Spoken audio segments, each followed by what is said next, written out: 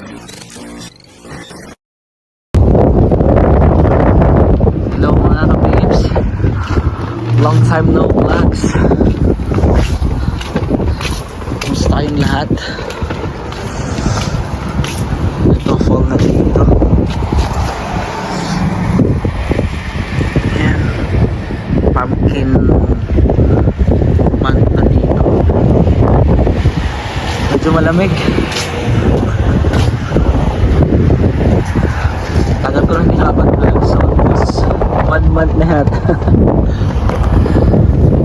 Ayan, lakas ng hangin, no? Ay, ang lamig. Hindi ako nakapag-jacket. Balita. Tagal ko nang walang update sa inyo, ah. Ayan. Ang galing ako ng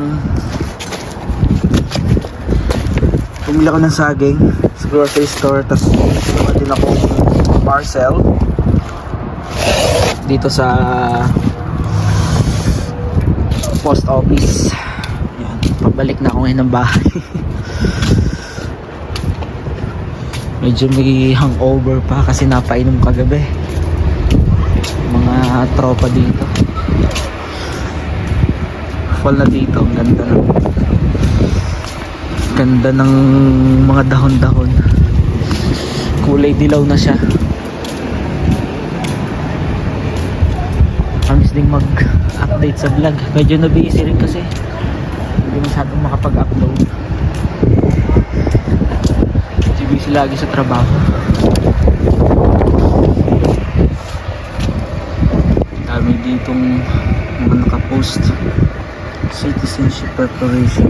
Hanggang dito, this Canadian citizenship preparation course is over to help individuals.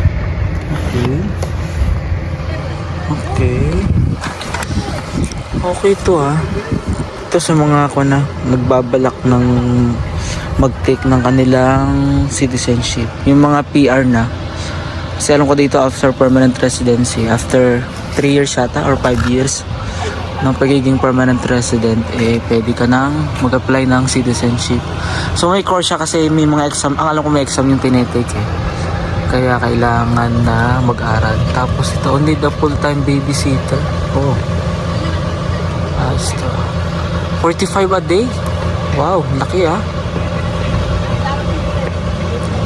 Tapos meron ding 60 a day for drop-in. Okay. Galing, ah. Dami ng hiring din dito. May yoga therapy din dito. Ito pinopost ng mga buyer, tapos yung mga missing. Yan, ito pinopost.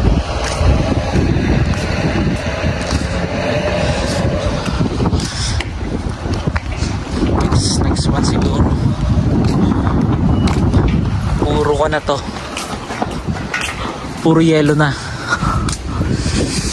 Ngayon clear pa yung kalsada. Yan, ganda pang tingnan. Maganda rin naman sa winter, kaso nga lang malamig. Cute ng aso. Mate, ang cute. Ito bagong panto, bagong kainan. The blackberry tree.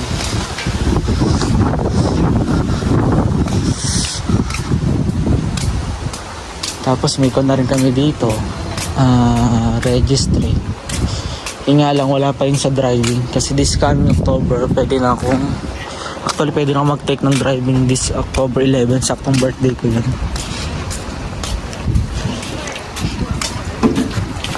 Kasi hindi pa siya pwede kasi ka-umpisa pa lang, ka-open pa lang.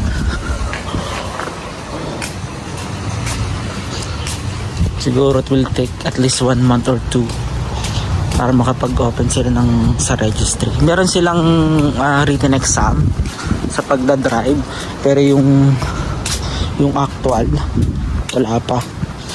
Mas gusto ko sana ditong mag-take kasi medyo familiar na ako dito sa highway sa amin, dito sa mga daan. Ay, ang ganda nito. May competition to, may mananalo dito for second, third place. Kasi nga Pumpkin Day, October Day dito, Pumpkin Day. Ganda ng fall. Diba? Ganda, no? Grabe. Ayun yung mga dahon-dahon, no? Sarap ng feelings. Fresh na fresh yung hangin. Araw, tirik na tirik yung araw.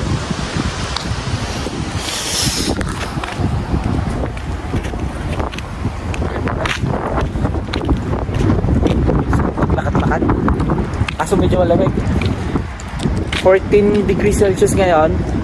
Pinakamababa niya is 7. Pero malamig. 14 pero malamig.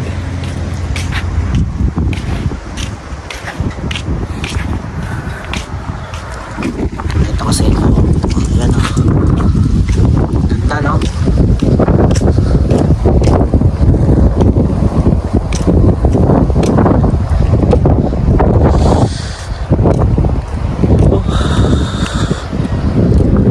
Tapos yung peer application ko, I'm hoping this coming September 30th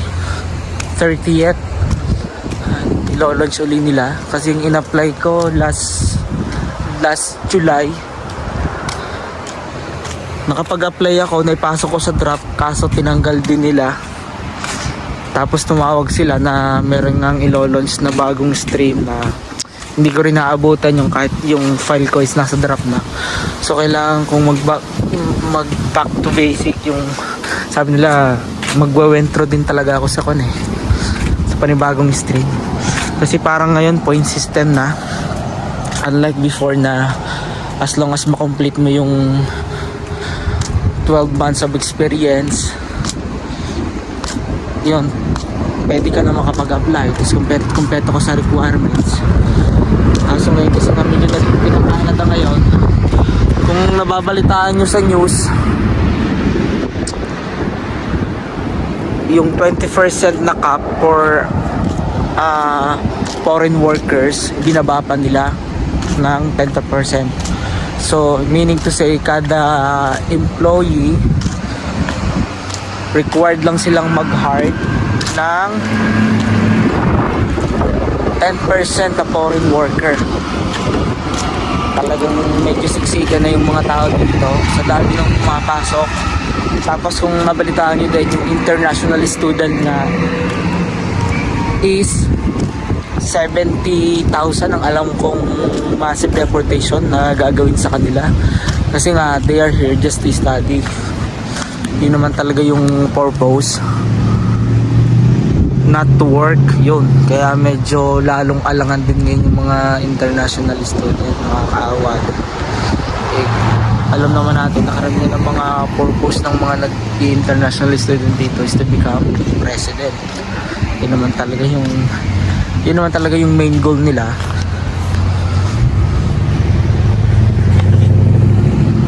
Kaya medyo nag-i-quit sila kasi nga yung kung naalala niyo yung mga vlogs ko before, sabi ko na yung 6.2% ng total na foreign worker na nandito, including me, yung mga hindi PR hires. So foreign worker meaning to say yung mga LMIA based working permit, tapos yung mga international student, yan, yung mga asylum, yung mga PGWP, yan, nasa 6.2% kami. And gusto nila gawin nilang 5% lang before the end of 2027. Yun ang plan nila. Tapos ganito nga yung situation, medyo pahirapan din sa paghahanap ng trabaho. Talagang medyo mahirap mag-hire ngayon. Kaya yung mga nagbabalak pumunta dito, talagang medyo mag-isip-isip din muna kayo kasi talagang mahirap. Yun yung reality. Kumbaga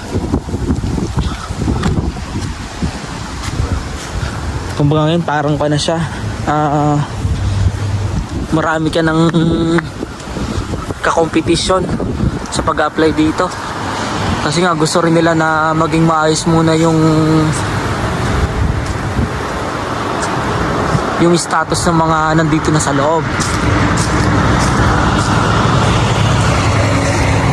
Karamihan ng mga provinces talagang naghihigpit na sila. Ang dami ang nag-plug polling, yung mga from tourist yun, tapos isa pa yung mga tourist visa yun, not allowed na talaga silang makapag-work dito. Ganda nito. Nakuha nga ako dito. Ganda, no? Ayan na. Para ka nasa Korea, no? Ganda. Wow! Amazing. Amazing. Amazing. So yun yung mga ways nila para ma-reduce yung mga foreign worker dito. Ang dami ng mga kabayan din, although may mga nagsasucess naman. Yung mga nagsasucceed pag nagpa-plug polling yung sila, liliban sila ng border ng US. Yung may mga nakakuha ng work permit yan, yung mga na-aprobahan yung gabiya yun. Pero karamihan din na-deny sila, nare-reject sila. So ang nangyayari pag ganon, automatic bibigyan lang sila ng immigration officer ng ilang weeks. Kailangan nilang umuwi yan, iba 2 weeks, 3 weeks uwi na sila yung pag na-reject yung kanilang plug polling. Kaya nakakatakot din talaga. Yun yung current situation ngayon ng Canada. Ito ngang Alberta, yung place ko dito, wala naman dating point system dito sa pag-apply ng permanent residency. Maluwag, tapos ang dami nilang stream. Meron silang Alberta Opportunity Stream, meron silang Rural Stream, meron silang Express Entry Stream. Yun, dati basta comply ka lang sa requirements, maka 12 months experience ka na may minimum na 30 hours per day, pasok ka na. Ngayon, point system na, tapos this coming September 30 yun, doon namin malalaman kung may minimum points ba or maximum points na kailangan ng isang applicant. Yun yung nangyari doon. Tapos buti na lang din, ang nakaganda dito sa town namin, balit lang kasi itong town namin, ang nakaganda, kahit ganito yung situation ngayon sa Alberta, sa Canada, sa buong Canada, is na-apply pa rin nila ng rural itong aming community. Maliit kasi itong town namin, kasi kapag maliliit yung town, less than 5,000 yung population, tapos outside ka sa city, malayo ka sa city, katulad namin, malayo kami sa Edmonton or sa Calgary. Pag sa Edmonton, an hour drive, an hour and a half yata pag sa Edmonton, tapos sa Calgary nasa 4 hours. So pasok kami sa census na maliit lang yung population namin, tapos outside the city. So anong nangyayari, yun, pwedeng i-apply ng mga board of chambers, yung mga businessman dito, pwede nilang i-apply sa rural. Yun, and thank God na grant naman yung request nila. So last week lang, nasa system na kami ng Alberta website. Ayan, yung mga may hindi pa alam na kabayan na nandito sa Alberta, yun. Kasi madaling pathway din yun para sa pag-apply ng permanent residency. Pag rural yung ginamit mo, kasi yan, may endorsement yun ng town nyo. Parang 6 months lang pwede ka lang ma-permanent residency, yung advantages doon. Yun naman yung nakaganda, kahit yung situation sa Canada ngayon is ganito, at least na-approve pa rin yung town namin na maging rural. So yun yung isa sa pathway na tinitingnan ko. So kumbaga ngayon may 2 options na ako pag nag-apply ako pag in-apply ko yung aking permanent residency. So I'm hoping makuha ko na rin yung mag-ina ko. Isang taon na rin ako dito eh. To be exact, 1 year and 2 months na ako dito. Kaya I'm praying mga ka-tips na yun. Yun talaga yung main goal. Basta ma-PR ka, madali na yung susunod. Aso ngayon yung talaga muna yung kailangan mong ayusin. Yung kailangan mo munang makuha. Permanent residency.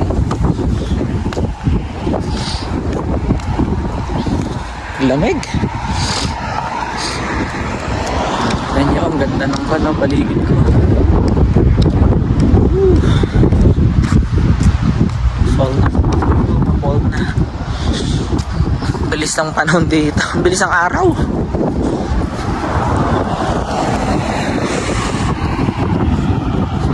Ganyan yung Korea ito siya.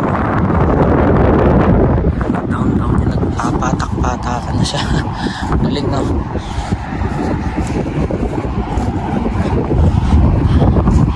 Malimit-limit ding umuulan dito ngayon. Lalo pag gabi, yan, umuulan talaga. Yan, dito na ako sa bahay mga ka-tips. Hindi rin ako nagbabike ngayon kasi nasira yung plates. Ito pakita ko sa inyo.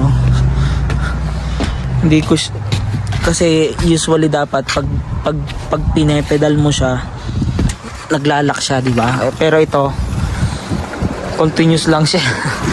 Ayan, ganyan lang siya. So walang grip. So walang tension dito kaya hindi ako makapag-bike. Yan, dumutong. May time na naglalak siya, may time na hindi. Yun. Siguro kailangan kong palitan yung may bearing yata dito, kailangan ko sigurong palitan yan. Pero anyways, kaya namang maglakad. Nag-enjoy din naman ako sa paglalakad ngayon. So ito ngayon yung yan. Ito yung scene ngayon dito. Ganda ng scenery ko. Diba? So yun lang. Thank you for watching my vlogs kahit nadi-delay. Hindi ako consistent mga pag-upload ngayon, pero I will try again my best para makapag-upload. Ako nagpapatupet 1 year 2 months sa tungkol ko. Kinukulit na ako ng asawa ko, sabi ko ayaw dating mo na lang dito sa ako magpapatupet. So yan, yun yung latest update sa akin. Still kicking pa rin naman, still surviving dito. So yun lang mga ka-tips. For always watching my vlog, and see you again sa mga susunod kong vlogs. So God bless you.